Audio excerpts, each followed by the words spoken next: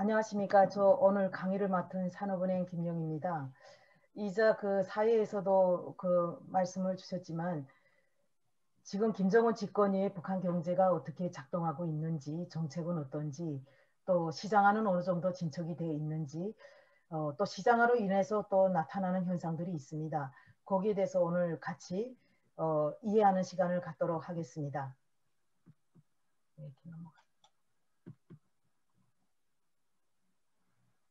이게 조금 느리네요. 그래도 좀 이해를 해주시기 바라겠습니다. 김정은 정권의 경제 정책에 대해서 먼저 말씀을 드릴 텐데요. 김정은 정권 들어서 경제 정책이 정말 많이 바뀌었습니다. 여러분들 그 북한 경제에 대해서 어느 정도 이해하고 있는지는 제가 잘 모르긴 하겠지만 북한은 시장 경제가 아니라 계획 경제라는 것은 다 알고 계시죠? 그러니까 그러면 도대체 계획 경제는 어떤지 이것부터 일단은 여러분들이 이해를 해야지만이 김정은 집권 이후에 북한 경제 정책이 어떻게 바뀌었느냐, 어느 방향으로 가고 있는지 하는 것을 알 수 있을 겁니다. 우선 김정은 정권의 경제 정책이 뭐냐에 대해서 요약해서 말씀을 드리면 뭐냐면 제한적인 개혁 개방을 통한 경제 개발입니다. 개혁 개방이라는 걸 꼭 인식을 하시면 되겠습니다. 그렇다고 중국과 같은 이게 완전한 개혁 개방이 아니라 여기다 제한을 붙였습니다. 일부 개혁을 하고 일부 개방을 했다는 얘기겠죠. 그걸 통해서 경제 개발을 하겠다라고 보시면 됩니다. 그러면 북한은 제가 이제 개발이라고 했는데 북한은 왜 경제 개발을 하려고 할까라는 겁니다. 북한은 지난 기간 그 김정은 집권 이전에는 경제개발이라는 용어를 써본 적이 없습니다. 근데 여러분도 아시는 것처럼 경제개발이라든가 경제발전이라든가 라는 것은 영어로 볼 때는 똑같습니다. 근데 북한은 개발하고 발전을 다르게 이해하고 있다는 거죠. 그래서 지금 그 슬라이드 화면에 보시는 것처럼 북한은 2011년도에 북한 역사에 처음으로 국가경제개발 10개년 전략 계획이라는 걸 발표한 바가 있습니다. 그게 바로 이게 그 보시는 것처럼 100억 달러를 유치를 해서 산업개발은행을 만들고 545억 달러를 산업개발을 하겠다라는 건데요. 한경북도 청진에는 중공업지구를 만들고 김책이라는 거기에 이제 그 엄청난 강업단지가 있는데 거기는 강업지련단지를 만들고 이런 식으로 전 국토를 뜯어 고치겠다는 거죠. 산업 구조가 완전히 바뀌는 거죠. 이렇게 그런 단지를 개발하게 하는 건데 이 돈이 무려 1,000억 달러입니다. 북한은 아직까지 역사에 이런 계획을 세워본 적이 없습니다. 그래서 2011년도에 처음으로 이런 계획을 세웠고 그 전에는 다 인민경제발전계획이었습니다. 그러면 발전계획하고 경제개발계획이 어떤 차이가 있는지는 다음 슬라이드에서 보도록 하겠습니다. 여기 슬라이드에서 보시는 것처럼 제가 제일 아래쪽에 빨간색으로 알곡 1,000만 톤이라고 하지 않았습니까? 이게 북한의 2차 7개년 계획이라는 건데요. 이걸 보면 2차 7개년 계획이 있으면 1차 7개년 계획도 있겠죠. 또 3차 7개년 계획도 있고요. 1차 7개년 계획 때는 곡물을 600만 톤까지 생산을 하자라는 것이 목표였습니다. 그러다가 2차 7개년 계획 때는 400만 톤을 중산을 해서 1,000만 톤까지 가자라는 겁니다. 그래서 2차 7개년 계획의 마지막 해가 1984년도인데 84년도 마지막 해가 되는 그 시점에 가서는 곡물이 600만 톤에서 1,000만 톤으로 400만 톤이 증가한 그만한 목표치를 달성을 해야 된다라는 겁니다. 그래서 곡물 말고 전력이라든가 석탄이라든가 철강산이라든가 철강석이라든가 이런 거 보면 다 숫자로 되어 있지 않습니까? 몇백만 톤, 몇 배. 그러니 1차 7개년 계획보다 중산, 양적 충대를 얘기를 하고 있습니다. 그런데 국가경제개발 10개년 전략 계획을 보면 양적 충대가 없죠. 보세요. 오른쪽에 산업개발은행 아까 말씀드린 것처럼 100억 달러, 산업개발에 545억 달러를 들여서 결국은 외자, 돈을 밖에서 가져다가 우리는 이 지역은 이렇게 개발을 하고 저 지역은 저렇게 개발을 하고 이래서 전 국토를 이렇게 개발을 하겠다는 거예요. 어찌 보면 수단이라고 할까요? 이런 개발을 통해서 경제를 회생하겠다라는 겁니다. 2차 7개년 계획, 3차 7개년 계획처럼 양쪽 중대를 얘기하지는 않습니다. 이런 측면이 다르다고 볼 수가 있는 거죠. 그래서 북한은 발전이라는 것은 양쪽 중대 측면에서 보여지고요. 개발이라는 것은 그 국토 전 지역의 국토 개발을 의미한다. 이렇게 이해하시면 될 것 같습니다. 그런 김정은 집권 이후에는 그런 경제 개발을 하겠다 그랬는데 제한적인 제가 개혁 개방이라고 했습니다. 그러면 개혁은 뭘까요? 일단은 먼저 제가 개혁에 대해서 말씀을 드릴 텐데요. 여기 보면 사회주의 기업 책임관리제라고 나와 있어요. 여러분들 그거 한번 읽어보세요. 지금 다 여러분들 뭐 노트북 앞에 있을 텐데 사회주의 기업 책임관리제라고 하면 기업의 경영권을 부여했다고 했습니다. 그게 계획권, 생산, 조직권, 제품 개발권부터 시작해서 다 권한이에요. 권한을 이렇게 해가지고 마지막에 무역 및 합병 합작권 했습니다. 이런 경영 권한을 부여했는데 그러면 김정은 집권 이전에는 기업에 권한이 부여되지 않았느냐라는 반론이 나오겠죠. 김정은 집권 이전에는 기업에 이런 권한이 전혀 없었습니다. 그럼 제가 이게 어떤 권한인가 라는 것을 말씀드리기 전에 과거의 북한의 기업의 경영 행태 어땠을까에 대해서 말씀을 드리면 전통적인 계획경제, 북한은 계획경제고 한국은 시장경제지 않습니까? 전통적인 계획경제에서 북한은 지금도 계획경제를 하고 있다고 합니다.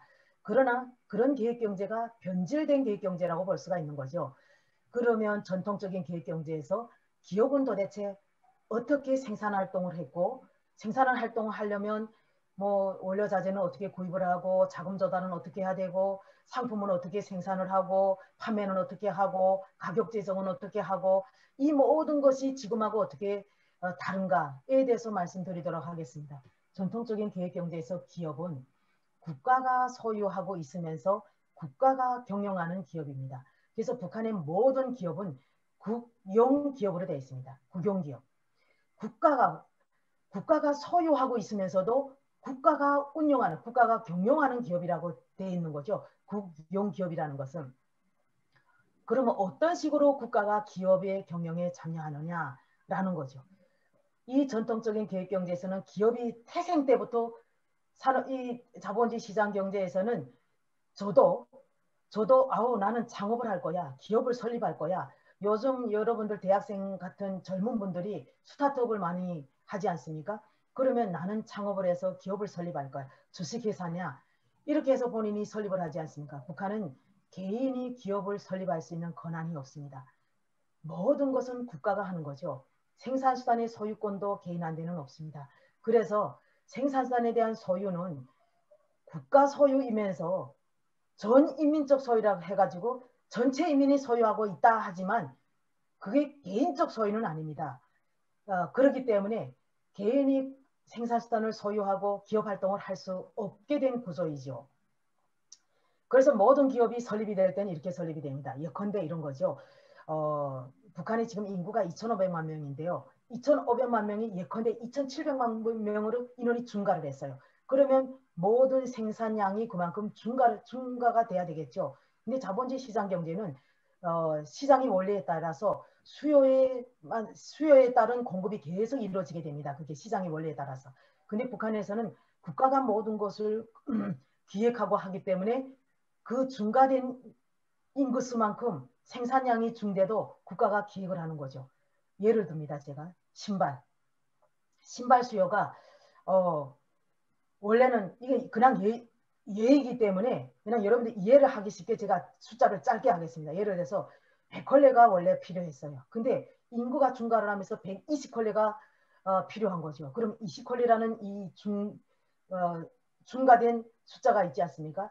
여기에 한해서 신발 생산하는 기업을 신설을 하거나 아니면 정존에 있던 기업의 그 생산 능력을 증대를 시키거나 이런 식으로 중대를 시키는데 이것도 국가가 하는 거죠. 그러면 새로운 신발 기업을 설립을 했어요. 국가가 신발 기업으로 설립을 하면서 거기에 신발 기업의 사장부터 시작을 해서 다 인력을 국가가 보내줍니다. 그러면서 건물도 지어주고 그 안에 기계 설비, 신발을 생산할 수 있는 설비들도 다 갖다 국가가 여주고 그 다음에 이 운용할 수 있는 유동자금도 국가가 여주고 이렇게 되면 국가가 자금을 주고 기계설비 여주고 설비 투자라는 게 없죠. 설비자금 여주고 그래서 기업이 면모를 딱 갖췄어요. 그러면 생산 활동을 해야 됩니다. 너는 신발을 생산하기 위해서 설립된 기업이기 때문에 너는 신발만 생산하고 의류 생산 안 되고 식품 생산 안 되고 모든 건 안 된다. 너는 무조건 신발만 생산하되 120컬레이기 때문에 20컬레 증가한 이 20컬레이 무조건 생산을 해라. 그런데 20컬레도 그냥 무턱대고 사이즈 아무거나 생산하면 안 됩니다. 왜? 기획경제에서는 주민들이 수요만큼 제품을 생산해서 공급해주는 그런 체계로 시스템으로 되어 있기 때문에 한 살부터 이 20컬레가 늘어난데 한 살부터 지금 늘어났기 때문에 뭐 한 살짜리, 두 살짜리, 세 살짜리 이렇게 쭉 보고 사이즈를 딱 맞게 해가지고 너희 신발 공장은 사이즈 뭐 230 예를 들어서 뭐 220 사이즈는 몇 컬레, 230 사이즈는 몇 컬레, 또 남자나 여자나 이거를 나라에서 다 정해준다는 거죠. 그러면 기업은 나라에서 정해준 그걸 보고 계획이라고 합니다. 지표별 계획. 신발 지표는 신발, 계획은 몇 개, 수량, 금액은 거의 관계가 없습니다. 이런 것을 국가가 딱 정해주는 거죠. 그러니 북한의 모든 기업은 국가가 정해준 지표에 따라서 정해진 수량만큼 제품을 생산하는 그런 생산 활동을 하게 되어 있습니다. 그래서 신발 기업은 거기에 필요한 그 유동자금도 나라에서 주고 신발 수량도 나라에서 주고 가격도 나라에서 정해주는 거죠. 그래서 기업을 보내고 사장이라는 사람은 가만히 앉아서 앉아 있으면 유동자금이 계좌로 들어오죠. 노동력이 필요하면 노동력도 나라에서 여주죠. 너는 신발을 몇 컬레 생산하라고 나라에서 줬죠. 신경 안 씁니다. 뭘 어떻게 해서 많이 팔 수 있을까 신경 안 써요. 그러면 신발도 새로 신설된 기업 말고요. 과거에 있던 기업 같은 경우도 이미 정해진 수량이 있기 때문에 너희 기업은 여자 신발 235짜리 뭐 10컬레 생산을 하고 240짜리 5컬레 생산을 하고 이렇게 다 모든 기업이 그렇게 돼 있지 않습니까? 그렇게 해서 제품 생산을 합니다. 원료자재 같은 경우도 기업이 가만히 사장님은 가만히 있어요. 뭐 머리 안 써도 됩니다. 가만히 있으면 원자재를 생산하는 원료나 중간재를 생산하는 기업에서 A라는 기업, B라는 기업, C라는 신발 공장에 똑같이 다 공급을 해줍니다. 생산량만큼 필요한 원부자재를. 그러면 그 원부자재를 받아가지고 생산을 하게 되는 거죠. 그래서 생산활동을 통해서 생산이 다 끝났어요. 그럼 생산이 끝나놓고 나면 가격이 있어야 되지 않겠습니까? 이게 시장이 원리에 따라서 우리는 시장 가격이 정해지지만 북한은 국가가 정해집니다. 국정가격으로. 그래서 전국적으로 신발의 이 가격은 똑같다. 작은 신발 이거는 1원. 그 성인들의 신발은 2원. 모든 신발 사이즈나 여성이나 남자에 따라서 똑같습니다. 그러면 여러분들 그러죠. 그럼 디자인은 어떨까? 디자인도 똑같습니다. 왜? 신발은 경공업성 신발연구소에서 디자인을 개발을 해서 전국의 신발 공장에 뿌려지기 때문에 기본적으로 디자인이 똑같고요. 특별하게 중앙에서 운영하고 있는 기업이 있는데 그 기업의 디자인은 또 그 기업만의 디자인이 따로 또 나라에서 줍니다. 그러니 중소기업, 한국으로 말하면 중소기업, 북한으로 말하면 지방기업, 지방기업들 같은 경우는 디자인이 똑같기 때문에 사실은 신발 같은 경우도 벗어놓고 식당에 들어가서 밥 먹고 나올 때는 내 신발 구분이 정말 어려워요. 그래서 아버지들 같은 경우는 뭐 결혼식 집이 있다거나 뭐 어디 한가하는 집이 있다거나 이렇게 되면 그 집에 가서 술 마시고 술 막 채고 나면 나오다가 내 신발이 오는 거지 모르니까 남의 신발, 발 들어가는 신발을 그냥 신고 집에 가는 거예요. 다음날 아침에 일어나니까 내 신발이 아닌 거죠. 그 정도로 모든 신발이 전국적으로 갔다. 그거는 왜 그러겠습니까? 북한은 사회주의 계획경제에서는 불평등이 있어서는 안 됩니다. 누구나 다 평등해야 되죠. 근데 어떤 사람은 디자인이 이뻐서 좋은 신발을 신고 어떤 사람은 디자인이 안 좋은 신발을 신고 어떤 사람은 비싼 신발을 신고 어떤 사람은 싼 신발을 신고 하면 어떻겠습니까? 평등이 아니죠, 그게. 그리고 그거 부러움이 대상이 돼서 올려보게 되고 내려보게 되고 또 좋은 신발을 신는 사람은 우스개 가지고 못 사는 사람 있냐?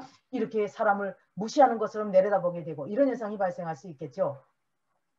그렇기 때문에 북한에서는 이런 그 제품에 대해서 다 그 평등이라는 목표를 위해서 거의 비슷하게 생산을 합니다.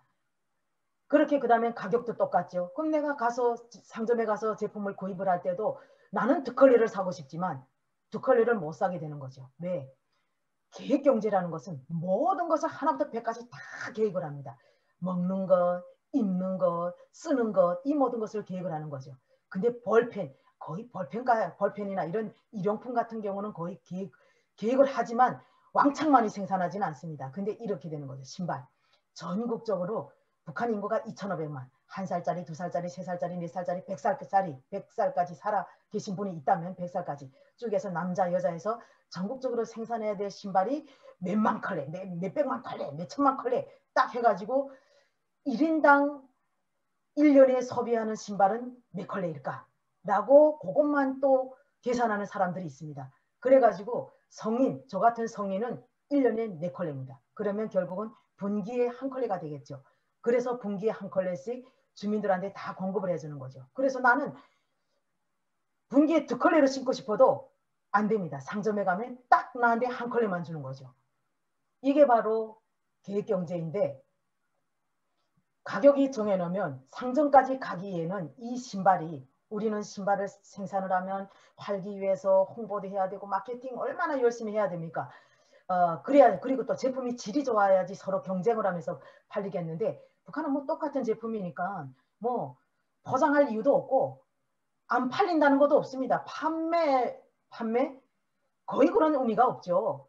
공급이죠, 공급. 주민들한테. 그러니 상업관리소, 상업유통기관에서 신발 생산한 기업에 와서 가만히 있으면 A라는 상업유통기관에서 우리 인구수만큼 우리 그 수요량만큼 신발을 가져가고 B라는 기업에서 또 그만큼 신발을 가지고 그러면 계좌로 상업유통기관에서부터 저희 계좌로 돈이 들어오는 거죠. 정말 기업 활동을 하기가 제조업 같은 경우는 기업 활동하기가 더 너무너무 편했습니다. 전통적인 기획경제에서. 절대 기업과 기업 간의 경쟁이라는 게 있을 수가 없고요. 우리 제품을 홍보하게 할 이유도 없고요. 어떤 제품을 생산할까 어떤 경제활동을 할까 고민할 필요도 없고요. 이게 바로 기획경제였습니다. 근데 김정은 집권 이후에 사회주의 기업책임관리제라는 게 뭐냐면 사회주의, 우리는 아직까지 사회주의야. 그러니까 평등으로 가야 돼. 사회주의야. 그리고 기업, 사회주의 기업, 북한은 기업이라고 하지만 때로는 기업소라는 얘기를 많이 하죠. 이게 뭐냐? 기업이 책임지고 경영하는 제도다라고 이해를 하시면 될 것 같습니다. 그러면 제가 이제부터 그 달라진 것, 지금까지는 전통적인 계획경제를 말씀드렸고 이제부터는 김정은 집권 이후에 이 사회주의 기업책임관리제에서 기업에 부여된 권한에 대해서 다시 말씀드리겠습니다. 계획권이지 않습니까? 계획권. 제가 전통적인 계획경제에서는 국가가 어떤 지표를 딱 정해주고 수량도 정해주면서 이만큼 생산을 해라 하고 또 생산을 한 다음에 A라는 상업유통기관에는 몇 컬레, B라는 상업유통기관에는 몇 컬레 이렇게 딱딱 주라고 국가에서 정해진다고 얘기를 했습니다. 기업에 아무 권한이 없죠. 이 계획권은 국가가 지금 지정해서 너는 신발공장으로 태생적으로 신발공장이니 신발공장이란 건 버릴 수 없다. 그러니 신발공장이란 것은 그냥 가지고 가면서 다른 제품들을 네가 하고 싶은 것을 옷을 만들던 음식을 만들어 팔던 업태를 바꾸던 네가 계획을 세워라. 그래서 계획을 세우고 그 계획을 나라에다가 국가에 승인을 받는 것이 아니라 통보만 해라 라고 있는 거죠. 그러니까 이제는 기업이 모든 권한, 거의 권한을 기업이 가지고 있는 거예요. 그러면 이런 어떤 제품을 생산을 하고 어떤 경영을 할까 하는 권한을 가지고 있으면 판매도 내가 알아서 해야 되겠죠. 나라에서 상업유통기관에 가져가라고 이렇게 하면 나는 가만히 앉아있으면 상업유통기관에서 팔아주는 그런 구조가 아니라 생산도 내가 해야 되고 그러니 자금도 내가 조달을 해야 되고 자금을 조달하는데 어디서 조달을 할까요? 한국 같은 경우는 주식회사 같은 경우는 뭐 이렇게 주주들이 통해서 이렇게 돈이 들어올 수도 있고요. 그 다음에 또 어찌 보면 그 은행에 가서 또 대출 받을 수도 있고요. 북한도 지금은 은행에 가서 대출을 받으라는 거죠. 그러려면 너희가 담보도 있어야 되고 하니 담보도 탄탄하게 만들어 가지고 은행에 가서 대출을 받고 그래도 부족한 자금은 개인이 자금을 유통해서 써도 된다라고 돼 있습니다. 그래서 지금은 북한의 기업들 같은 경우는 은행에서 대출 못 받는 금액에 대해서는 개인이 돈을 조달해서 쓸 수가 있습니다. 그런데 개인하고 거래를 할 때는 그냥 개인한테 돈을 그냥 가져다가 쓰는 것이 아니라 은행이 중간에서 중개를 합니다. 그런 식으로 해도 어쨌든 개인이 자금도 쓸 수가 있는 거죠. 그리고 그러니까 그럼 원부자재를 어떻게 하겠습니까? 원부자재도 돈도 내가 마련했지. 원부자재도 내가 시장에서 조달했을 수도 있고 무역을 통해서 중국이라든가 다른 나라에서 조달해서 쓸 수도 있는 거죠. 그런 그 모든 권한을 줬습니다. 그러니까 제품도 개발권이죠. 제품을 개발 안 하면 안 되지 않습니까? 이제는 내가 제품 그 모든 권한을 가져왔기 때문에 늘 제품을 개발해야 되겠죠. 좋은 제품을 만들어서 그래야지 주민들이 사가겠죠. 수요자가. 제품이 질이 나쁘고 뭐 이쁘지 않고 그러면 또 새로운 제품을 계속 개발하지 않으면 도태가 되고 그 똑같은 제품을 생산하는 기업하고 계속 경쟁을 하게 되지 않습니까? 전통적인 기획경제에서는 기업과 기업 간의 경쟁이라는 건 있을 수가 없습니다. 왜? 뭐 나라에서 하란 대로 해가지고 똑같은 디자인을 만들어서 뭐 상업유통기관에서 가져가서 주민들한테 공급해 주기 때문에 그럴 일이 없겠죠. 그런데 지금은 전국적으로 인구수만큼 필요하던 수요만큼 생산하던 기업, 북한 경제가 지금은 A라는 기업, B라는 기업, C라는 기업이 똑같은 제품을 막 만들겠다고 생산 능력 확충하고 그래도 아무 문제가 없습니다. 그러니 김정은 집권 이후에 이 기업 책임관리제라는 것은 전통적인 말씀드릴 수는 없고요. 기업이 경영권을 가지고 기업이 활동할 수 있는 기업이 그런 권한이 부여된 그런 경제체제로 바뀌고 있다는 겁니다. 결국은 그것은 뭐냐면 시장경제라고 얘기할 수는 없지만 시장경제적 요소를 가지고 있다. 그래서 저는 그런 표현을 어떻게 하냐면 시장형 경제라고 하면 어떨까라는 표현을 쓰는데요.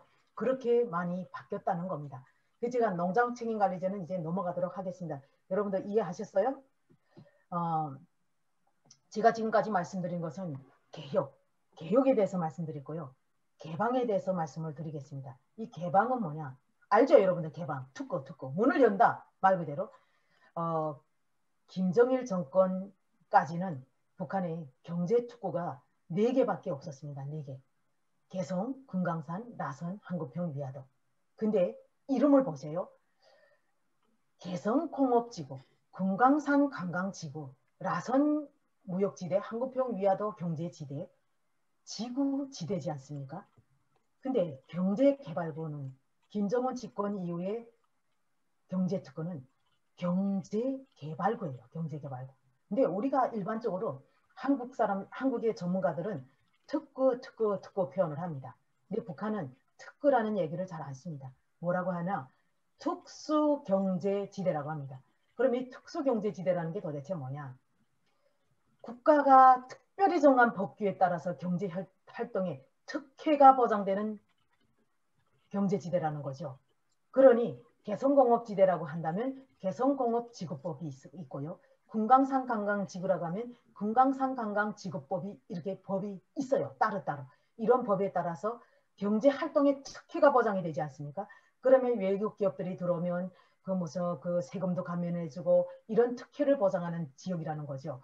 그런데 이 김정일 정권 하에서의 4개의 경제지구 특수경제지대는 사실은 이게 전 지역의 국토개발의 일환으로 운영된 특구가 아니라 외화를 벌기 위해서 운영됐던 특수경제지대입니다. 근데 지금 현재는 개성이라든가 금강산 관광지구 같은 경우는 2010년도에 그 오산공 담화에 따라서 오산공 담화 이전에 2008년도에 박왕자 사건이라고 금강산에 가서 피살 사건이 있으면서 그러면서 금강산 관광지구는 이미 중단이 돼 한국 정부의 정책에 따라서 중단이 됐고요. 개성공업지구 같은 경우는 2016년도에 북한이 핵실험을 하고 막 미사일 실험을 하고 그러면서 그 국제사회의 유엔 안보리 대북 제재 결의되면서 개성공업 지구는 지금 중단이 됐습니다. 그러다 보니까 개성 금강산 지구는 다 중단이 됐고요. 라선 경제무역지대하고 한국평 위화도 경제지대 같은 경우는 중국하고 공동관리 공동경영을 하는 지역입니다. 그래서 이 지역 같은 경우는 지금까지 운영이 되지만 요즘은 지금 코로나 사태 때문에 조금 주춤을 하고 있습니다. 그리고 김정은 집권 이후에 하고 있는 경제개발국, 일단은 특수경제지대 이름이 경제개발국이고 법도 경제개발국법입니다. 제가 아까 말씀드렸죠. 김정은 정권의 경제정책은 제한적인 개혁개방을 통한 경제개발이다 라고 말씀을 드렸거든요. 그래서 경제개발국은 뭐냐, 외화를 벌자는 것이 목적이 아니라 이 지역이 관광업이 특화가 돼 있다.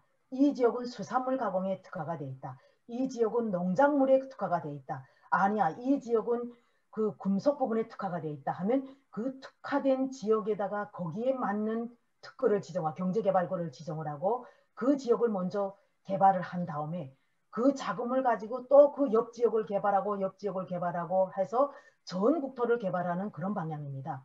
그래서 개성이라든가 금강산, 라선, 한금평은 중앙이 독점을 하고 위화를 벌기 위해 했던 특수경제지대고 경제개발구는 중앙도 일부 있지만 지방이 함경북도, 양강도, 자강도, 평안남북도, 항해남북도 이렇게 각 도에서 특구를 만들어 가지고 이자처럼 관광지로 개발한다든가 수산물 가공지역으로 개발한다든가 이렇게 개발하고 또 그 지역으로 개발하고 자기 도를 개발하기 위한 그런 목적으로 운영되는 경제개발구라는 거죠. 그러다 보니까 이 개방정책도 과거하고 많이 다릅니다.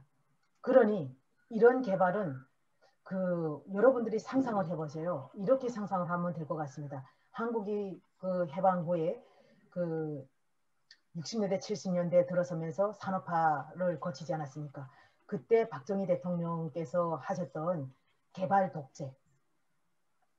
독재를 했지만 그때 당시 한국도 독재였죠.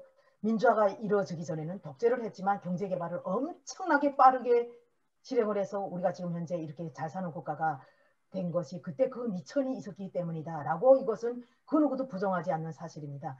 근데 북한도 지금을 보면 개발 독재, 김정은이라 김일성, 김정일 다 독재를 했어요.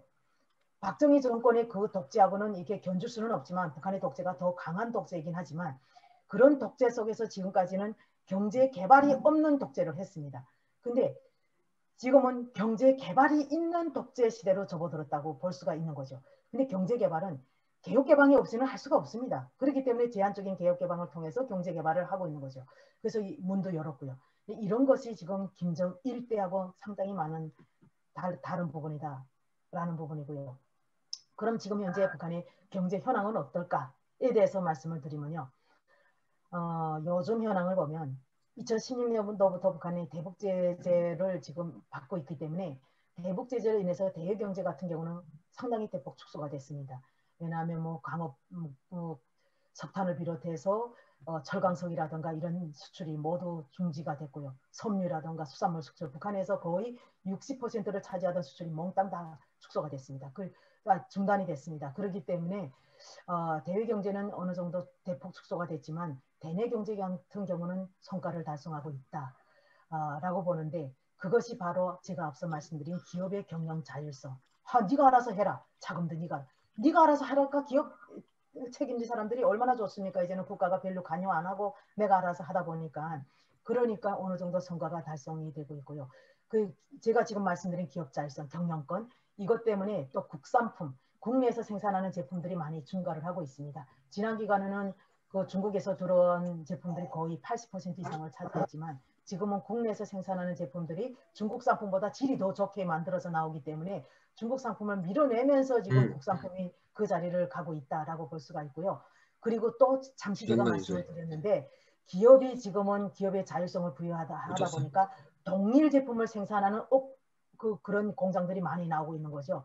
예컨대 제가 우리 동네 제가 원래 살던 동네에 여러분들도 아마 잘 느끼실 겁니다. 치킨집이 이게 브랜드가 다른 치킨집이 4개가 있었어요. 근데 하나씩 이 집이 처음에는 하나가 들어오더니 그 다음에 또 하나가 들어오고 또 하나가 들어오고 또 하나가 들어오더니 네 개가 생긴 거죠. 네 개가 생기더니 서로가 막 경쟁을 하니까 사람들은 이 집값 먹어보고 저 집값 먹어보고 막 이러다니까 아니야 아니야 이 집이 제일 맛있어 하니까 맛있고 가격이 착하고 정말 가성비가 좋은 집으로 누구나 다 몰려간 거죠. 그래서 세 개는 주론이 다 사라지고 하나만 지금 남아 있습니다. 이게 바로 시장이거든요. 근데 북한이 지금 바로 이런 상황이 발생한다는 거죠. 기업과 기업 간의 경쟁을 하죠. 또 거기다가 중국 상품이 억수로 들어가니까 아직까지도 중국 상품과 경쟁을 하죠. 또 여기 또 한국 상품도 들어가요, 요즘은. 그러니까 또 한국 상품과 경쟁을 하죠. 북한 사람들이 한국 상품 들어가고 중국 상품 들어가고 그것이 좋으면 국내에서 생산한 제품을 안 쓰겠죠. 그러니 기업은 중국 상품, 한국 상품, 기업과 기업 간의 경쟁, 지금은 엄청난 경쟁 속에서 시장 경제와 같은 그런 경쟁 속에서 살아가야 됩니다. 그렇기 때문에 생산 제품에 대해서 질을 제고 안 하면 안 되거든요. 그러니까 요즘은 질 제고가 되고 있고요. 그리고 또 제품을 아까도 말씀드렸지만 제품을 개발 안 하면 안 되기 때문에 제품 개발을 통해서 상품이 다종화, 다양화되고 있고요. 옛날같이 이렇게 신발을 막 아버지들이 신발을 술 채고 신발을 서로 바꿔 신는 그런 상황도 발생하지 않겠죠. 너무 다종다양합니다. 이제는 내 색깔, 패션도 등장하니까 내 색깔을 내는 거죠. 누구나 다. 옛날 같으면 남보다 이상한 것, 특별한 걸 입으면 부끄러웠고 이랬는데 지금은 그렇지 않죠. 그리고 시장, 제가 5대 시장이라고 표현했는데 시장이 지금 작동 메커니즘 형성이 되어 있고요. 이렇게 지금 바뀌어가고 있다. 하나씩 말씀드리겠습니다. 기업의 자율성을 부여하다니까 어떻게 되겠습니까? 기업과 경쟁을 하게 되면 내 얼굴이 있어야 되지 않습니까? 김영희. 김영희는 못생겼네. 얼굴. 이게 얼굴이 있어야 되는데 북한은 지난 기간에 얼굴이 없었어요. 그렇다고 상표가 전혀 없었던 건 아닙니다. 일부 있었어요. 뭐냐면 제 기억으로는 들쭉술, 그 다음에 대동강맥주는 옛날에는 없었습니다. 그리고 그 인삼술, 이게 그 개성에서 많이 나오는 인삼 가지고 만드는 술, 몇 개의 이런 것은 있었거든요. 그런데 그래도 그게 뭐 북한 내에서 기업과 기업 간에 경쟁하기 위해서 그런 것이 아니라 세계적으로 전 세계에 우리도 이런 제품을 생산합니다라고 홍보하기 위해서 그런 이름을 붙여줬던 거죠. 근데 지금은 기업과 기업 간에 경쟁을 하다 보니까 내 제품이 뭔지 알아야 되지 않습니까? 그러니 이름이 하나씩 다 붙은 거죠. 상표. 그 화장품 같은 경우도 평양 화장품 공장에 생산하는 화장품은 운하수, 신우자 화장품에 생산하는 화장품은 범향기. 이 양대축이 지금 엄청나게 경쟁을 하고 있습니다. 그리고 그 다음엔 또 하나 생겨난 거죠. 선녀. 선녀라는 상표가 생겨났고 미래라는 상표가 또 나타났고 진주라는 상표가 또 나타났습니다. 계속 상표가 나오는 거죠. 그러니까 화장품 생산하는 기업이 자꾸 하나씩 나타나는 거죠. 그래가지고 기업과 기업 간에 막 경쟁을 하고 있어요. 그러니 이런 상표가 나타나는데 신발에도 상표가 있는데 소나무, 매봉산 이런 상표가 있고 식품에도 상표가 있고. 근데 여러분들 보세요. 여러분들 이 사진을 보시면 에이 뭐 한국이나 뭐 비슷하네 뭐 특별한 거 하나도 없네. 저는 정말 특별해 보입니다. 왜? 북한에 있을 때 지난 전통적인 계획경제에서는 이렇게 포장을 이쁘게 한 적이 없어요. 왜냐하면 그때 당시는 수요자가 상점에 가서 선택해서 구매를 하는 그런 수요자 중심의 상품 생산이 아니었고 국가 중심의 국가 중심의 공급자 중심의 상품 생산이었거든요. 그리고 제가 아까 분명히 말씀드렸는데 뭐냐 기준이 있다고 소비 기준이 1년에 너는 신발은 몇 컬레 똑같습니다. 너는 1년에 간장은 얼마, 된장은 얼마, 과자는 얼마, 옷은 몇 벌 이게 다 있어요. 그러다 보니까 간장 같은 경우도 1인당 1년에 얼마가 있는데 이건 1년이 아니라 월별로 되어 있습니다. 그래서 월별로 250g. 그러면 1년이면 얼마게요? 2kg 5배 거의 2kg 한 750 이 정도 되지 않습니까? 성인 1인이. 그러면 아이들 같은 경우도 월에 250g, 성인도 250g. 그럼 우리 가족은 4인 가족이에요. 그러면 4인 가족이면 1kg 하면 포장을 1kg짜리 포장을 해도 그거 하나 주면 그만이지 않습니까? 그런데 그게 아니라 우리 가족은 5명이에요. 5명이면 1kg 250g을 국가에서 공급을 받아야 되는데 상점에 가서 1kg짜리 그 포장된 용기를 뚝 잘라서 줄 수도 없지 않습니까? 그래서 북한은 간장이나 된장이라든가 이런 게 포장된 게 하나도 없었어요. 거의. 그래서 공급을 할 때는 어떻게 공급을 하냐면 이게 그 주민들은 그릇을 갖고 가요. 상점에. 그릇을 갖고 가면 거기다가 상점 판매원이 저울에다 놓고 1kg 250g을 딱 저울에다 달아서 줍니다. 그렇게 공급을 받았던 거죠. 그리고 과자 같은 경우도 마찬가지였어요. 이렇게 과자 같은 간식은 어른 건 없습니다. 어른이 간식을 왜 먹어요? 나가서 열심히 일을 해야죠. 학생들은 또 열심히 대학교 가서 공부를 해야죠. 노동자들도 열심히 나가서 일을 해야죠. 간식은 딱 어린 애들, 초등학생까지. 그래서 초등학생까지 우리 집에 초등학생, 유치원에 이래가지고 2명이다 하면 한 달에 250g 하면 500g을 상점에 가서 공급받아야 됩니다. 그럼 그때 가서 상점에 가 공급받으면 아니 상점 판매를 하면서 성인인데 그 과자 얼마나 먹고 싶겠어요. 하나 먹고 2개 먹고 하다 보니까 키로수가 줄어들게 되는 거죠. 그러면 내가 공급받을 때 보면 500g을 받아야 하는데 집에 와서 저울에 떠보면 400g밖에 안 되는 거죠. 이런 상황도 발생한다는 거죠. 그런데 지금은 수요자가 얼마나 무섭습니까? 고객은 왕. 이제는 북한도 수요자가 고객이 된 거죠. 옛날에는 그냥 지금 우리가 닭을 연상해보죠. 닭장에 닭이 안 주면 관리자가 거기다 사료를 줘야지 닭이 먹고 알을 낳지 않습니까? 옛날에 북한을 어찌 보면 그러니까 제가 그냥 비유적으로 이렇게 얘기를 하는 건데 주민은 가만히 있으면 나라가 내 입에다 여주면 나는 그걸 먹고 나가서 일하고 이런 식이었다는 거죠. 근데 지금은 주민들이 수요자가 다 선택을 해야 되기 때문에 이렇게 잘 생산하지 않으면 안 된다. 상표도 있어야 되고. 그러니까 또 좋은 제품을 만들려면 어떻게 해야 되겠습니까? 아까 말씀드린 것처럼 얼마나 연구 개발을 열심히 해야 되겠습니까? 그러다 보니 모든 회사마다 연구 개발하는 부서가 다 있어요. 과거에는 연구 개발하는 부서가 없었습니다. 그거 개발할 필요가 없으니까. 나라에서 이렇게 제품을 만들어서 내려다 보내주면 원자재도 주니까 그대로 생산하면 끝이죠. 근데 지금은 이렇게 그래서 요즘은 대학 졸업생들이 살맛이 난다고 합니다. 옛날에는 대학을 졸업해도 가서 그냥 뭐 별로 하는 일도 없고 특별하지도 않았거든요. 근데 요즘은 인정을 받으니까 내가 능력이 뛰어난 사람은 기업에서 스카웃해서 갈 수도 있으니까 그냥 대학 졸업하고 능력 있는 사람도 얼마나 좋겠습니까? 이게 완전히 시장 경제로 가는 것 같아요. 옛날에는 대학 졸업하면 나라에서 배치를 해줘. 너는 A라는 교과라, 너는 B라는 교과라. 그러면 그냥 나라에서 가라는 대로 갑니다. 근데 지금은 내가 능력이 출중하면 저쪽에서 야, 저 사람을 보내주세요 하면 나라에서 그 사람을 딱 선정해서 그쪽에다 보내주니까 그러니까 내 능력을 얼마든지 발휘할 수 있는 그럴 상황도 왔다는 거죠. 그러니 제품 개발에 지금은 옛날에는 전통적인 계획경제에서는 이 제품 개발, 특허 이런 것은 과학자, 기술자만 하는 줄 알았습니다. 노동자? 아이고 노동자는 일만 하면 되는 것이지 무슨 개발이야 라고 생각을 했는데 요즘은 김정은 집권 이후에는 원격 교육, 사이버 교육을 북한은 원격 교육이라 하는데 사이버 교육을 통해서 현장에 있는 노동자, 농민도 다 교육을 받아서 대학 졸업생 이상의 기술 수준을 가지고 현장에서의 경험, 이론적인 지식 이것을 2개를 결합을 해가지고 새로운 제품도 만들고 새로운 기계도 개발을 하고 이렇게 하라는 것입니다. 지금. 그래서 전민 과학기술 인재화 이게 지금 김정은 집권 이후의 슬로건입니다. 그래서 노동자도 제품 개발에 참여하고 집에서 노는 주부도 참여를 하고 우리 한국의 한경이라는 주부가 수팀 다림인가 뭔가 수팀 청소기인가 제가 개발하는 거고 그때 입고 간 지 얼마 안 됐는데 깜짝 놀랐습니다. 야 어떻게 주부가 저런 걸 개발할까? 근데 그 상상이 지금은 까졌는데 북한에도 그런 걸 지금 도입을 해서 특허 북한은 이렇게 북한도 지금은 특허증을 다 줍니다. 매 사람한테. 그러면 그걸 가지고 옛날은 그 특허가 다 나라의 것이었습니다. 지금도 마찬가지 나라 거죠. 나라 거이긴 하지만 내가 특허증을 받고 그것을 어느 기업에서 사용을 하려면 돈을 지불을 해야 됩니다. 그러니 많은 사람들이 동참을 할까요? 안 할까요? 그리고 새로운 개발이 계속 나올까요? 안 나올까요? 경제가 그것이 그런 개발이 경제에 영향을 줄까요? 안 줄까요? 여러분들 그걸 판단하시기 바랍니다.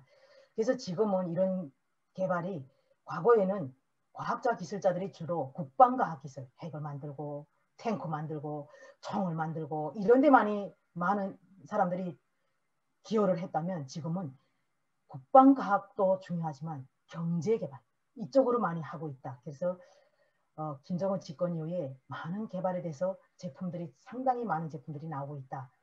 그럼 제품이 개발을 하면 뭐 하겠습니까? 나만 개발을 하면 누구도 모르겠죠. 한국 같은 경우도 그러면 제품 박람회를 하지 않습니까? 북한은 제품 박람회를 하는 것이 아니라 이름은 박람회라고 하지 않고 상품 전시회입니다.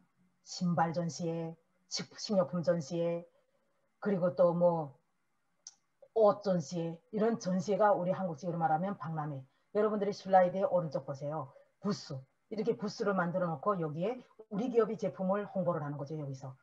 세상에 과거에는 홍보라는 걸 모르던 사람들이, 기업들이 이제는 내 제품을 여기다 놓고 우리 제품은 이렇습니다. 기술 수준은 이만합니다. 하고 막 홍보를 하는 거죠. 그러면 이런 속에서 다른 기업이 와서 이 제품이 이 제품은 이 기업에서는 기술 수준이 상당히 높네. 아, 우리도 저걸 좀 벤치마킹 해야 되겠다. 이런 것도 가져갈 수 있고요. 그 다음에 여기서 어떤 일이 발생하냐면 과거처럼 국가에서 제품을 생산을 해라면 상급 유통기관에서 가져다가 판매하는 구조가 아니지 않습니까? 내가 팔아야 되지 않습니까? 그러니까 애당초 팔 때, 생산할 때부터 주문을 받는 거예요. 우리 자본주의 시장경제식으로 말하면 수주, 발주라고 하죠. 북한에서는 그걸 주문이라고 합니다. 그래서 수요자가 주문을 하면 그만큼 생산해서 주문되는 거죠. 그런 식으로 여기서 수주, 발주가 이루어지기도 하고요. 이렇게 바뀌고 있다. 이게 지금 신발 전시회장입니다. 모든 기업이 이렇게 신발을 전시해 놓으면 여기에 그 수요자들도, 고객들도 와가서 보고 일부 사가기도 하고 또 많이 대량으로 가지다가 또 시장에 내다 팔기도 하고요. 그리고 또 어떤 사람들은 이만큼 생산해달라고 주문을 하기도 하고요. 이런 것들이 이루어집니다. 야, 이거 제가 2002년도 북한을 떠났는데요. 그때까지만 정말 상상도 못했어요. 그리고 제가 대학에서 책상머리에서 이렇게 배울 때 그때 뭐라고 얘기를 했냐면 자본주의 정치경제학이라는 게 있었습니다. 근데 그 자본주의 정치경제학 시간에 저희 그 정치경제학 선생님이 막 설명을 하는데 자본주의 부패성을 설명을 했어요. 자본주의는 계획경제하고 달라서 수요와 공급이 딱 맞게 생산을 하는 것이 아니라 이거는 그냥 수요는 요만큼밖에 안 되는데 공급은 이만큼 생산을 해가지고 이 A라는 기업, B라는 기업이 막 경쟁을 해가지고 이 기업은 다 죽어 자빠지고 한 개 기업만 살아남아서 독점 자본가가 된다라고 배웠거든요. 그리고 이 죽은 기업들 같은 경우도 이미 제품을 생산을 해놓고 나는 죽으면서도 그 제품을 그 주민들한테 이렇게 공짜라도 주면 좋겠는데 안 주고 바다에 처했는다. 이게 자본주의 부패성이다. 왜? 사회적 계획경제는 얼마나 좋으냐. 주민들이 수요만큼 딱 생산을 해가지고 그러다 보니까 기업 간의 경쟁도 없고 딱 생산을 해서 생산한 것이 주민들한테 공급을 해주면 수요와 공급이 딱 맞기 때문에 이게 얼마나 좋으냐. 이게 바로 계획경제의 월성이다 라고 배웠습니다. 그래서 자본주의 부패성은 바로 기업과 기업 간의 경쟁을 통해서 어느 기업은 죽어버리고 수요보다 공급이 많아가지고 그래서 또 가격 막 떨어지고 서로 가격 경쟁하고 이게 부패성이라고 했는데 바로 북한에 바로 지금 그게 생겨나고 있는 거죠. 그래서 제가 이런 걸 보면서 무슨 생각을 하면 와 지금 북한이 완전 뭐 시장 경제로 가고 있네. 저는 이렇게 생각을 하는데 이게 한국에 계신 전문가분들 같은 경우는 이게 시장 경제에서 배우고 시장 경제에서 살아온 사람들이기 때문에 북한의 변화가 그렇게 크게 느껴지지 않는다는 거죠. 저는 엄청나게 크게 느껴지는데 말이죠. 그래서 이런 경쟁을 통해서 제품 개발을 통해서 제품이 이렇게 다양화됩니다. 다양. 보세요. 슬라이드의 제일 왼쪽에 위에 있는 것이 신우주 신발 공장에서 나오던 북한 사람들이 가장 많이 신던 신발입니다. 저도 북한에 있을 때 이 신발을 신었으니까. 이런 북한에 여기 있는 이게 지금 그 운동화라는 거 왼쪽 것 땡땡 이게 그 신발끈을 여는 그 구멍이 있는 걸 그거는 남자들이 신는 운동화고요. 여자들이 신는 것은 오른쪽에 있는 거. 거기에 여자들이 편리하라 그래서 너무 신으면 편리하다 그래서 편리하라 그러는데 주로 다 이런 신발을 신었습니다. 그리고 구두 같은 것도 있긴 있었죠. 근데 구두 같은 경우는 일반인들은 거의 구두를 안 신고요. 그 사무원들 현장에서 일하는 사람들은 구두 신을 일이 없죠. 그러다 보니까 대체로 이렇게 운동하고 편리화를 공급을 해줬거든요. 그런데 오른쪽에 있는 김정은 지금 현지 시찰을 하고 있는 그쪽에 보세요. 지금 색깔이 알락달락하고 별의별 신발이 다 나와 있죠. 옛날에 이런 식으로 생산을 하면 얼마나 불평등했겠어요. 근데 지금은 이렇게 생산을 해서 수요자가 고객이 가서 내가 딱 선택을 해서 사가는 거죠. 그러니 전통적인 계획경제에서의 평등이 이제 사라지고 있겠죠. 제가 뒤에서 말씀을 드리겠습니다. 이렇게 지금은 많이 바뀌고 있다. 여기도 보세요. 지금 제가 한국 와서 스타킹. 아니 어떤 사람들은 여름에 스타킹 신는 사람도 있고 또 그 다음에 여름에 남자들이 다 그 양말을 신더라고요. 야, 여름이면 더워 죽겠는데 왜 양말을 신지? 저거 이해가 안 됐습니다. 왜냐하면 양말이라는 것은 발을 보온 때문에 겨울에 추울 때요. 보온하기 위해서 양말을 신거든요.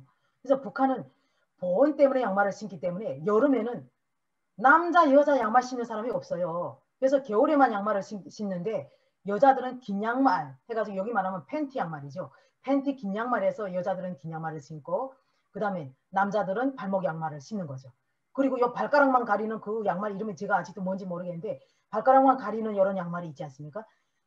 그리고 그 다음에 발목까지 오는 게 아니라 요 복사뼈까지 오는 그런 양말. 그런 양말도 북한에 없었습니다. 근데 지금은 스포츠 양말, 긴 양말, 무릎까지 오는 양말, 별의별 양말이 다 있어요. 이렇게 다양화되고 있는 거죠. 그 다음에 제가 떠날 때만 해도 샴푸, 린스가 없었습니다. 세수 비누 가지고 머리 감고 했는데 지금은 샴푸, 린스, 그것도 이름이 다양하게 엄청 많이 나오고 화장품 같은 경우도 제가 떠날 때까지만 해도 여러분들 이게 뭔지 맞춰보세요. 제가 말씀은 안 드릴 텐데 스킨이 아니라 제가 이제는 한국 사람 다 됐네.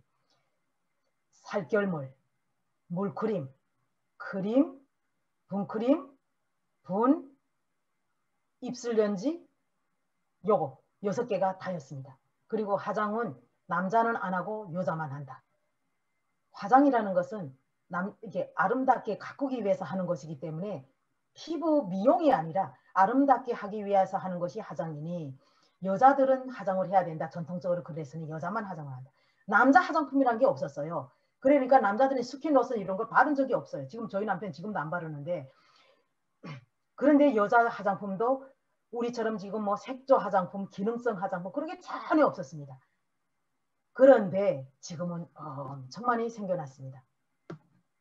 산불 인수가 생산되죠. 거기다 또 영양상품가 나오죠. 여기 여러분들 보세요.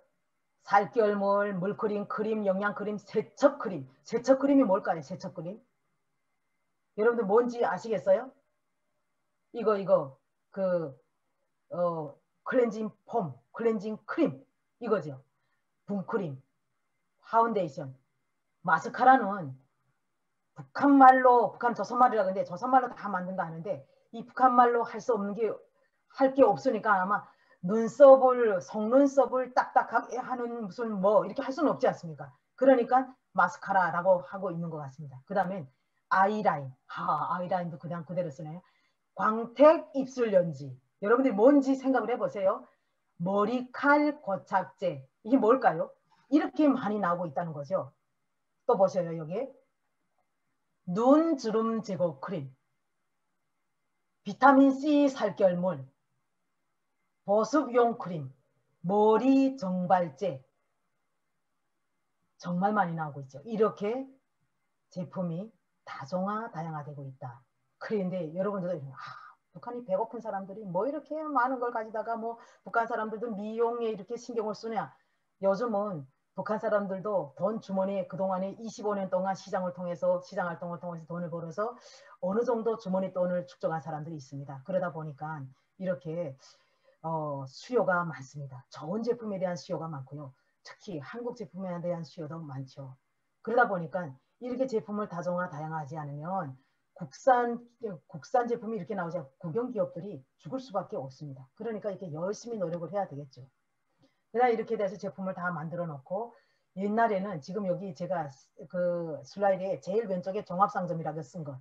이게 옛날의 북한 상점입니다. 이 상점이 배급제 때 상점 판면하고 고객하고 사이에 이게 주민하고 사이에 칸막이가 되어 있지 않습니까? 왜? 그때는 고객이라는 개념이 없었고 주민은 수요자라기보다도 국가 혜택을 받는 혜택자의 입장이었기 때문에 나는 선택의 여지가 없지 않습니까? 그러니 판매원이 안에서 공급한 것만큼 딱딱하다 이렇게 주는 거예요. 이렇게. 그렇기 때문에 한국의 이마트라든가 그 백화점이라든가 이런 것처럼 상품이 이렇게 바깥으로 이렇게 나와 있지 않습니다. 막 이렇게 널려 있지 않습니다. 근데 제가 한국에 입국해서 깜짝 놀랐어요. 엄마, 저건 누가 다 도둑질해 가면 어떡하지? 라고 했는데 북한에 지금 요 가운데 강북지구 상업중심이라고 쓴 것, 이걸 보면 이거 지금 이 강북지구 상업중심 같은 경우는 우리 이마트나 너무 비슷하지 않습니까? 이게 2011년도에 나왔습니다. 카트기를 끌고 들어가서 내가 필요한 상품을 여기다 담아가지고 나오면서 이렇게 아래쪽에 보면 카드를 가지고 똑같죠. 이게 지금 제가 불과 떠난 지 2002년도 떠났는데 2011년도 불과 9년 만에 이런 게 생기더라고요. 카드기 끌고 들어가서 내 제품을 막 담아가지고 나오면서 카드를 결제를 하고 이렇게 나오는 거 깜짝 놀랐습니다. 그리고 한국 와서 저는 온라인 쇼핑 잘 안 하거든요. 근데 북한도 지금은 온라인 쇼핑몰이 생겼습니다. 전자상점이라는 만물사. 그러니까 제품을 생산을 해놓으면 판매할 수 있는데도, 그러니까 판매할 수 있는데도 옛날에 상점에서 지금은 많이 되거든요. 시장, 인터넷 쇼핑몰, 그리고 또 이렇게 대형마트 이런 것을 통해서 상점 판매를 할 수 있도록끔 여건이 조성이 돼 있다. 이게 이렇게 카드로 결제를 하는 거죠. 야, 이게 정말 카드로 결제를 하려면 핸드폰도 있어야 되지 않습니까?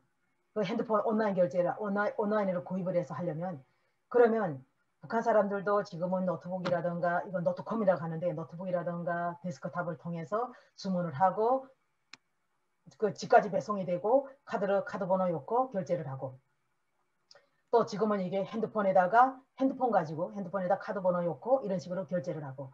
근데 요즘 들어서는 또 뭐가 나오냐면 요 최근 들어서 카드가 아니라 중국의 위챗을 가지고 결제하는 것처럼 이미 이 핸드폰 안에 이 안에다가 위챗처럼 이 안에 내 그 핸드폰 안에 전성카드라는 그 카드가 내장돼 있어요. 그래가지고 가서 쭉쭉 찍으면 됩니다. 그냥 그 카드를. 그런 식으로 전자결제 시스템도 나왔습니다. 요즘. 그게 북한이 바뀌고 있는 거죠.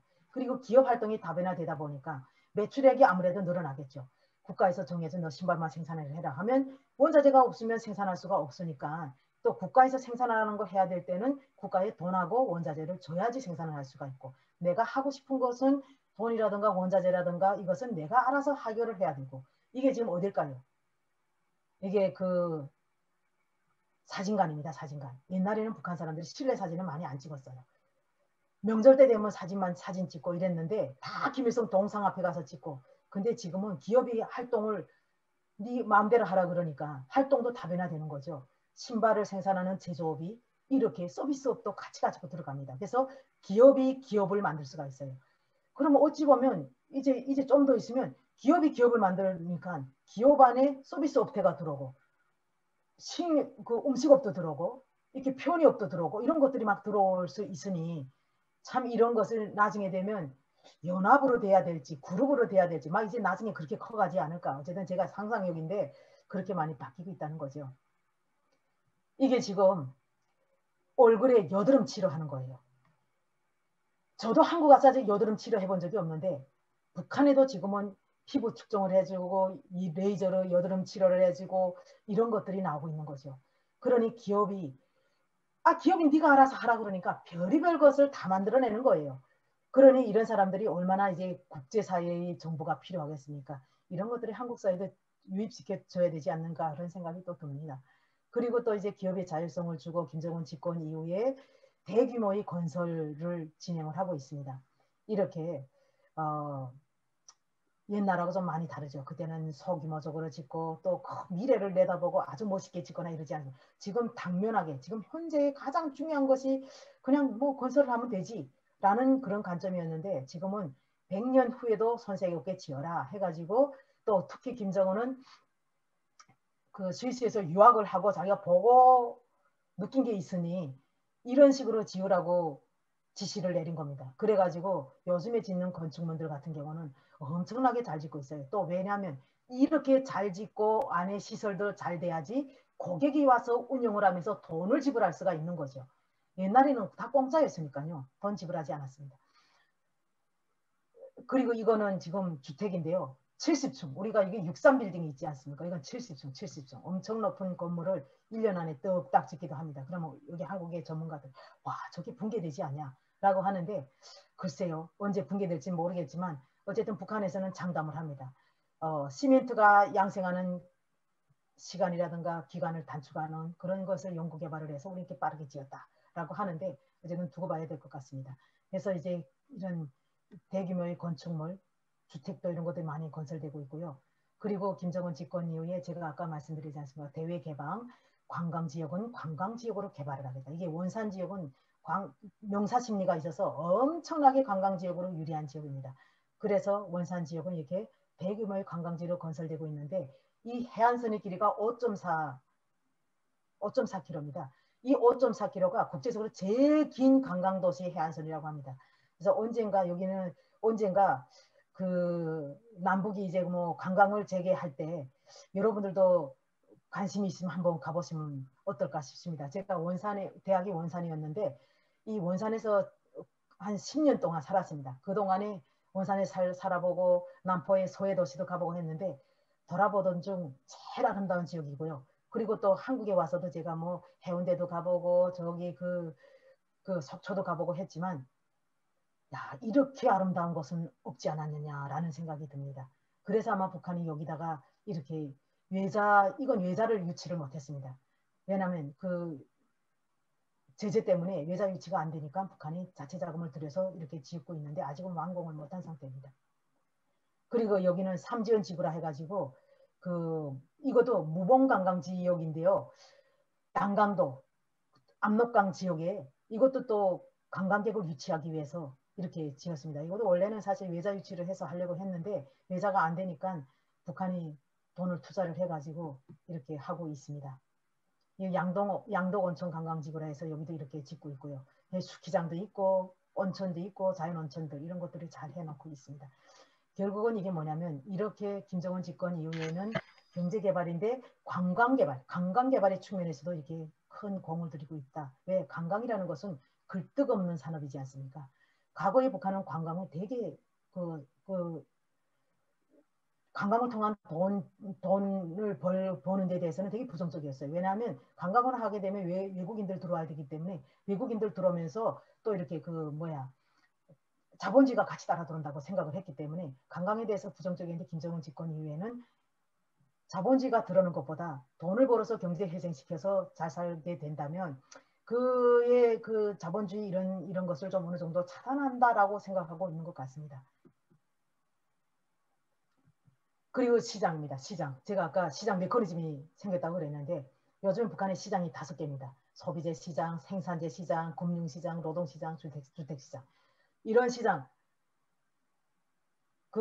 경제난이 와서 90년대 중반에는 소비재 시장밖에 없었습니다. 그러다가 시장이 지금까지 소비재 시장이 시작을 해서 95년도부터 지금까지 거의 25년 동안 쭉 시장을 북한이 차단하지 않고 계속 묵인하면서 오고 있는데 소비재 시장은 합법적인 시장이고요. 생산재라든가 금융이라든가 노동, 주택시장은 비합법적인 시장입니다. 이건 몰래 하는 거죠. 그러니 이 상인들은 어떻게 하냐면 금융시장에서 돈을 빌리고 노동시장에서 노동력을 확보하고 그래서 생산재 시장에서는 원자재를 확보하고 그래서 주택도 건설을 하고 제품도 만들고 제품 만든 것은 소비재 시장에 공급하고 주택을 생산하는 것은 주택시장에 공급하고 이래서 선순환이 되면서 시장이 활성화되고 있습니다. 이렇게 시장이 활성화되다 보니까 지금 시장에는 한국 상품이 많이 팔리고 있습니다. 여기 커피 믹스부터 시작을 해서 북한의 커피가 한 잔에 얼마인지 아세요? 북한 돈으로 2,000원. 그러면 쌀 0.4kg 정도 살 수가 있는 가격이에요. 배고픈 사람이 쌀을 먹어야지 커피를 왜 먹겠습니까? 제가 떠날 때까지만 북한 사람 커피 먹는 사람이 없었어요. 커피 자체도 없었어요. 한국 와서 커피 먹기를 저거 왜 먹지 저 쓴 거? 이렇게 생각을 했는데 북한 사람도 이게 한 개의 문화로 자리 잡았어요. 커피 먹는 게.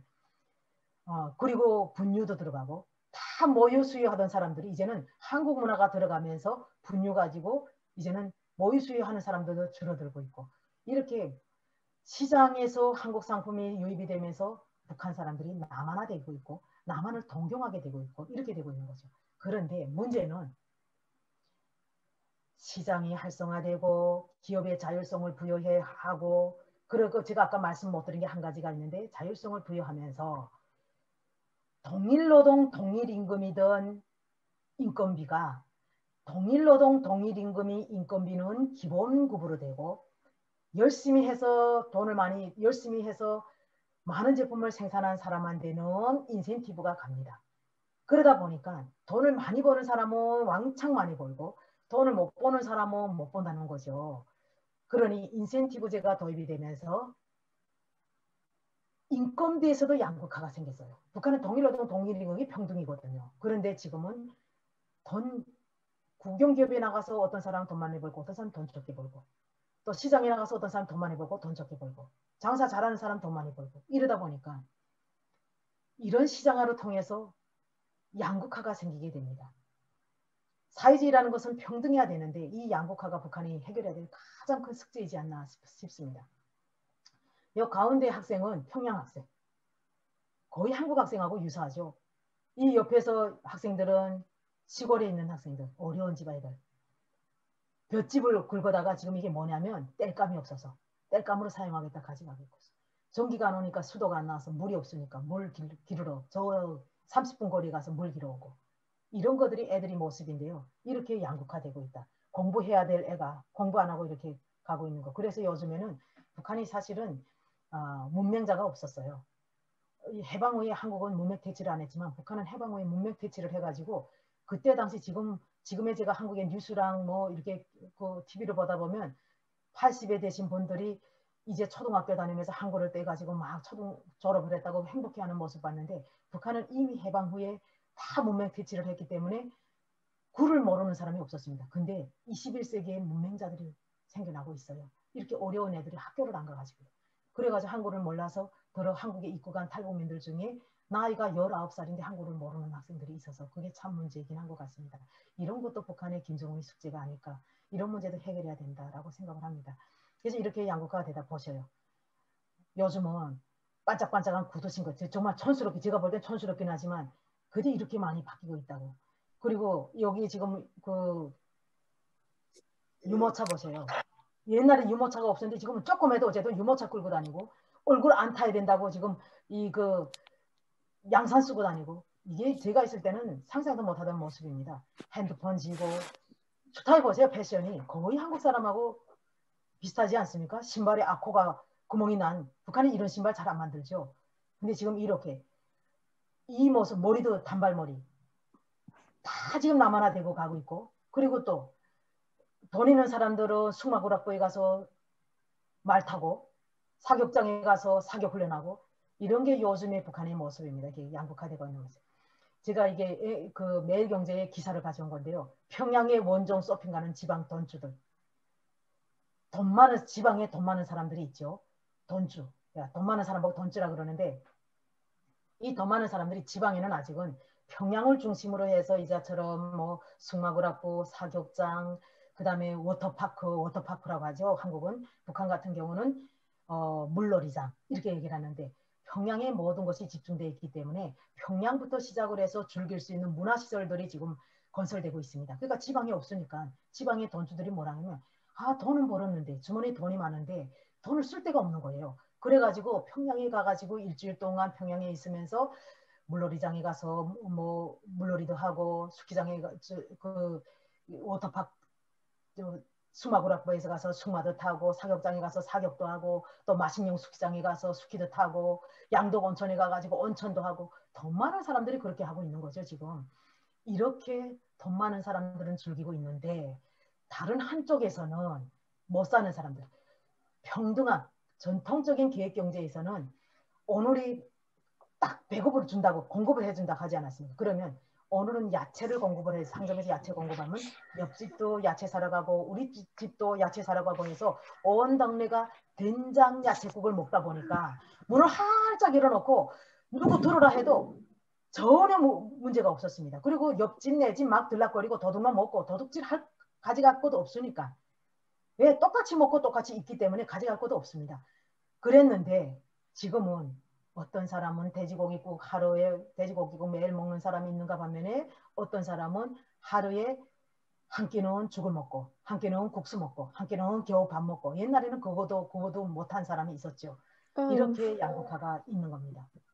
이게 우리가 시장경제, 자본주의 사회든 다 그렇지 않습니까? 북한이 지금 그렇게 가고 있는 거죠. 그래서 이런 문제는 전통적인 계획경제라면 있을 수 없는 일이기 때문에 북한이 지금 추구하는 방향이 제한적인 개혁개방을 통한 경제개발, 시장화, 이것은 시장형 경제의 일환이다 이렇게 볼 수가 있고요. 그러면 앞으로 어떻게 갈 것이냐라는 겁니다. 그럼 지금까지 제한적인 개혁개방을 해서 지금까지 이렇게 왔는데 김정은은 다시 빠꾸를 해가지고 아니야 우리는 전통적인 개혁경제 평등하게 갈 거야 이렇게 갈 것인가 하는 겁니다. 저는 그렇게 간다고 생각하지는 않습니다. 왜? 이미 김정은은 해외에서 그런 경험을 했고요. 그 다음에 김정은이 그 젊었을 때의 책 후지모토 겐지의 책에 그런 내용이 나오고 있습니다. 왜? 중국과 같은 사회주의 시장경제의 방법은 어떨까? 라는 것을 한번 도입해보면 어떨까라는 것을 생각해 본 적이 있다는 것을 후지모토 겐지 책을 통해서 알게 됐습니다. 그게 여러분들 슬라이드에 보세요. 세 번째 달라. 중국은 여러 가지 면에서 성공하고 있는 것 같아. 이게 2000년도입니다. 공업이나 상업, 호텔, 농업 모든 것이 잘 나가고 있다고 위에서 이야기하던 위가 누구겠습니까? 김정일 자기 아버지.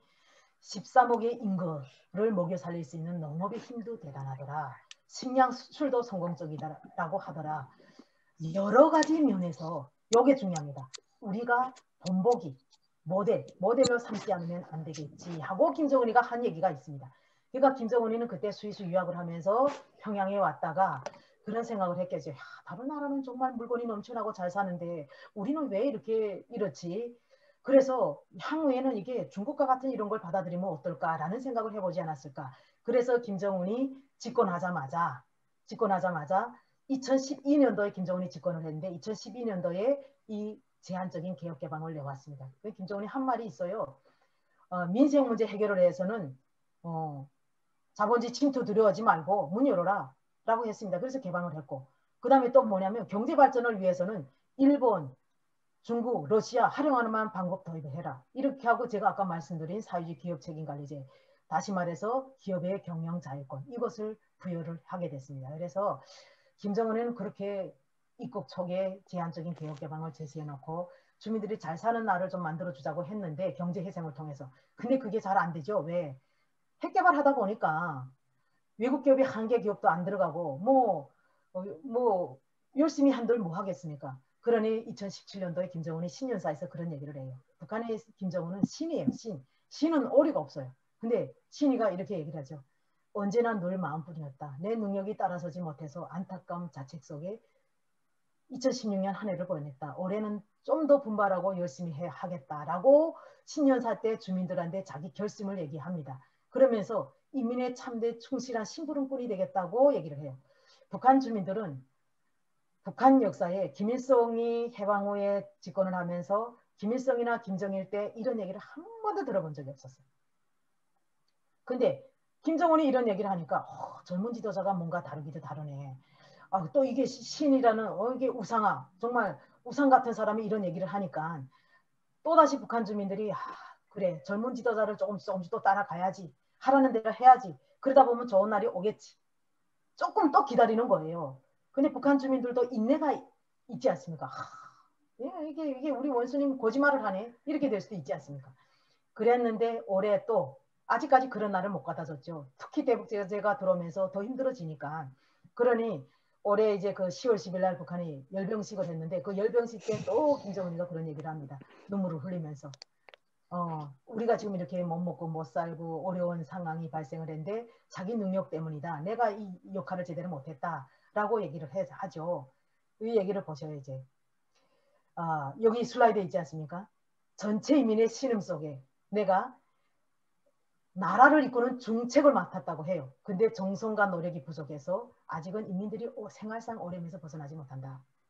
이렇게 벗어나기 위해서 혁신과 발전, 실질적인 변화를 일으키기 위해서 노력을 하겠다고 또 얘기를 해요. 그러면서 뭐냐면 꿈속에서도 그려보는 부흥번영, 이상사회, 정말 잘 사는 사회, 이런 사회를 가져다 주겠다. 또다시 약속을 합니다. 그러려면 이 약속을 지키려면 전통적인 계획경제로 바꾸어서는 절대로 이루어질 수 없습니다. 개혁개방만이 시장경제로 전환하는 것만이 김정은이 주민들하고 약속을 지킬 수밖에 없습니다. 그래서 김정은이 어디로 갈까 하는 것은 여러분들이 판단에 맡기면서 제 강연을 여기서 마치겠습니다. 여러분들 끝까지 잘 경청해 주셨을 것 같고요. 조금이라도 이해할 수 있는 시간이었으면 좋겠는데 조금 이해를 하셨겠죠. 그리고 여러분들 제가 마지막으로 드리고 싶은 말씀은 뭐냐면 지금 남북관계가 조금 경색되어 있지만 어쨌든 추구하고자 하는 방향은 북한도 이렇게 개혁개방 쪽으로 나가고 있고 그런 상황에서 북한이 좀 더 나은 변화를 위해서는 한국의 그 협력이 절실히 필요하다고 생각을 합니다. 북한에 한국의 기업이 많이 들어가고 외국의 기업이 많이 들어가고 이러면 북한은 다시는 다른 생각을 할 수가 없겠죠. 그러다 보면 북한 경제가 회생하게 되고 주민들이 또 생각도 사고방식이나 이런 것들이 달라지게 되고 이런 속에서 여러분들이 또 할 수 있는 역할이 생길 것이고 왜 경력을 열심히 하다 보면 여러분들 일자리도 더 창출될 것이고 그래서 통일이라든가 북한 문제라든가 남북관계라든가 이런 데 항상 관심을 갖고 특히 강원도는 남강원도, 북강원도가 있는 이런 지역이기 때문에 여러분들이 강원도에서 사시는 분들이 주로 대다수라고 저는 생각을 하고 있는데 좀 더 관심을 가져주면 여러분들 기여할 부분도 생길 것이고 또 한반도 통일에 향후 통일에 기여하는 그런 사람들이 될 수 있지 않을까 생각을 하면서 마치도록 하겠습니다. 감사합니다.